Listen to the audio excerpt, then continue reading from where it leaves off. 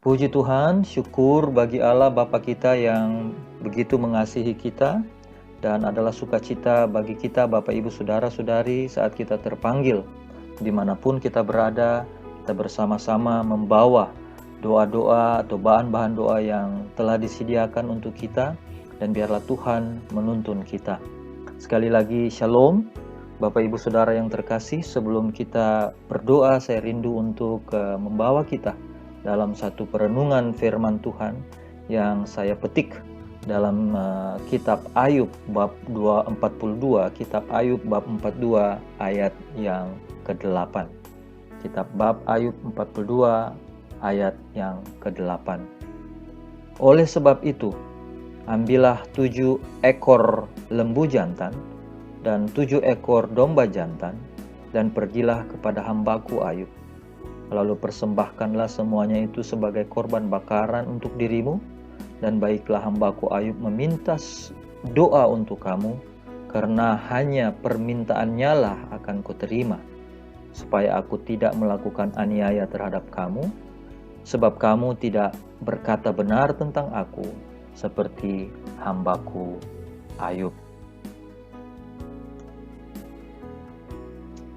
Bapak Ibu Saudara-saudari yang terkasih, ayat 8 ini, bab 42, kitab Ayub ayat 8 adalah perkataan Tuhan kepada teman-teman Ayub.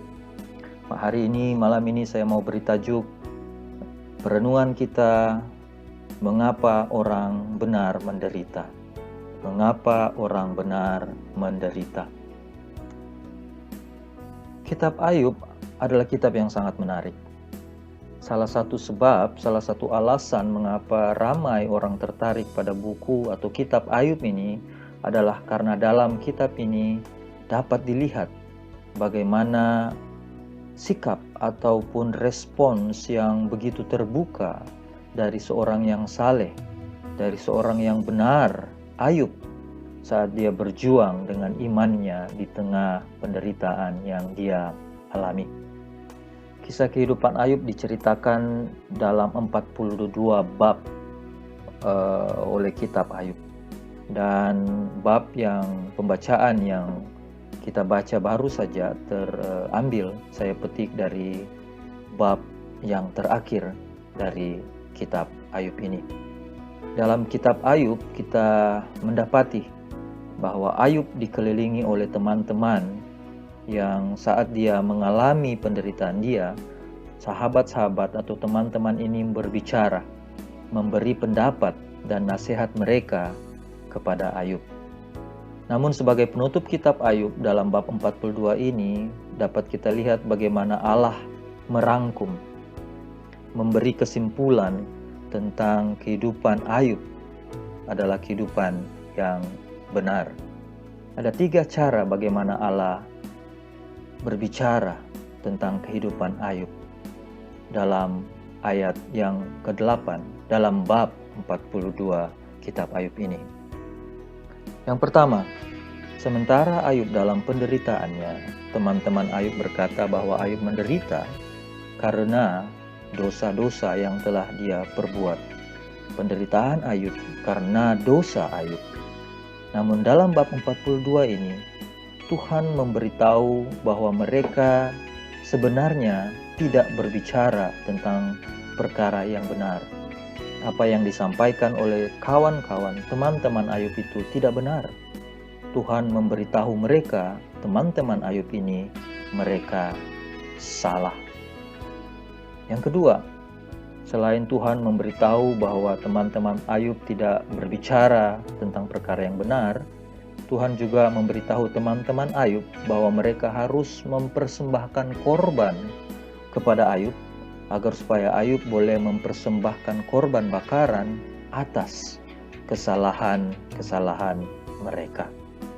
Yang ketiga, bukan cuma Tuhan memberitahu bahwa teman-teman Ayub salah dan memberitahu teman-teman Ayub ini untuk mempersembahkan korban kepada Ayub, Tuhan juga memberitahu teman-teman Ayub bahwa Ayub akan berdoa untuk mereka. Nah, Bapak Ibu Saudara-saudari yang dikasihi Kristus, apa sebenarnya yang Tuhan ingin tunjukkan bagi Ayub, ataupun bagi teman-teman Ayub, ataupun bagi kita yang membaca kitab Ayub saat ini? Jawabannya ialah Ayub dibela oleh Tuhan. Ayub ialah orang yang benar, tapi dia juga menderita dengan tidak adil. Orang benar juga menderita. Namun perkara yang luar biasa saat kita melihat bagaimana Ayub menawarkan pengorbanan untuk teman-temannya. Teman-teman yang secara tidak adil dan tidak mempunyai alasan yang mendasar menyerang Ayub dan berkata penderitaan dia karena dosa-dosa dia. Bukan itu saja, Ayub bahkan berdoa untuk mereka, mendoakan orang-orang yang memperburuk keadaan, memperburuk penderitaan yang Ayub alami. Dan itu hal yang luar biasa. Dan itu menjadi luar biasa karena itu adalah kehendak Tuhan buat Ayub. Dan itu juga adalah kehendak Tuhan buat kita, umatnya. Mendoakan siapa saja, bahkan siapapun yang memperburuk penderitaan yang mungkin kita alami. Kitab Ayub sebenarnya juga memberikan jawaban tentang pertanyaan mengenai penderitaan. Dan bagi saya, inilah perkara yang paling menarik dan bermakna dari kitab Ayub. Sangat susah, bahkan tidak mungkin kita menemukan jawaban yang singkat atau jawaban yang memuaskan mengenai pertanyaan kenapa orang saleh menderita. Kalau kita melihat kitab Ayub, Tuhan tidak menjawab pertanyaan tentang mengapa hal buruk, perkara buruk terjadi kepada orang yang baik, orang yang percaya kepadanya. Namun Tuhan melakukan perkara yang lebih baik dengan membela dan memulihkan Ayub. Dan inilah Bapak Ibu Saudara-saudari yang terkasih, inilah gambaran tentang apa yang dilakukan oleh Putra Bapa yang tunggal, Anak Tuhan, Putranya Yesus Kristus. Dia menderita bagi kita, mengampuni kita, menyelamatkan kita, menjaga kita, menolong kita, mendengar doa-doa kita, bahkan bersama-sama dengan kita di situasi apapun kehidupan kita. Tuhan mungkin tidak dapat menjawab pertanyaan begitu banyak orang, kenapa perkara buruk terjadi kepada orang baik. Namun jawaban Tuhan dapat kita lihat bagaimana penderitaan Yesus untuk menyelamatkan kita. Saat Yesus menderita di kayu salib, Ia memberikan satu kepastian dan keyakinan kepada kita bahwa Dia mengerti apa yang kita alami. Dia mengalami penderitaan supaya Dia memiliki simpati bahwa di saat kita menderita, Yesus telah mengalami penderitaan itu dan Dia mengerti penderitaan yang kita alami. Bapak, Ibu, Saudara-saudari yang terkasih, Tuhan memberkati kita semua. Tetaplah berdoa dalam apapun situasi yang kita alami. Kita tahu Dia mendengar kita, Dia bersama-sama dengan kita, dan Dia menuntun kita kepada jalan yang benar. Mari berdoa. Tuhan, kami mungkin tidak mengerti mengapa orang benar menderita. Namun kami tahu bahwa Engkau mengerti, Engkau bersama-sama dengan kami di dalam penderitaan yang kami alami. Engkau mengutus putramu bukan cuma untuk menderita bagi kami, namun menjadi penyelamat kami, menjadi sahabat yang mengenal kami dan mengerti situasi yang kami alami saat ini. Kami memuji nama-Mu, kami percaya Engkau bersama-sama dengan kami, mendengar doa-doa kami. Dalam nama anak-Mu Yesus Kristus Tuhan, kami berdoa. Amin. Tuhan memberkati kita semua. Sekali lagi Bapak Ibu Saudara-saudari, mari kita terus berdoa, percaya bahwa Tuhan mendengar dan menjawab doa kita dengan cara-caranya yang luar biasa.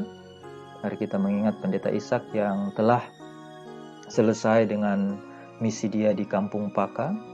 Dan informasi terakhir saya dipahamkan bahwa Pendeta Ishak sedang menghantar 2 belia yang mengikuti misi dia bersama-sama di Kampung Paka. Dan kalau Tuhan berkenan, menurut rencana hari Isnin, Pendeta Ishak akan kembali ke Labuan. Mari kita terus topang dan doakan Pendeta Ishak, biarlah Tuhan memberi dia kekuatan baru. Dia pasti sangat penat dengan pelayanan 2 minggu, dan biarlah Tuhan memberkati. Dan mari kita mempersiapkan hati kita juga untuk hari Minggu ini.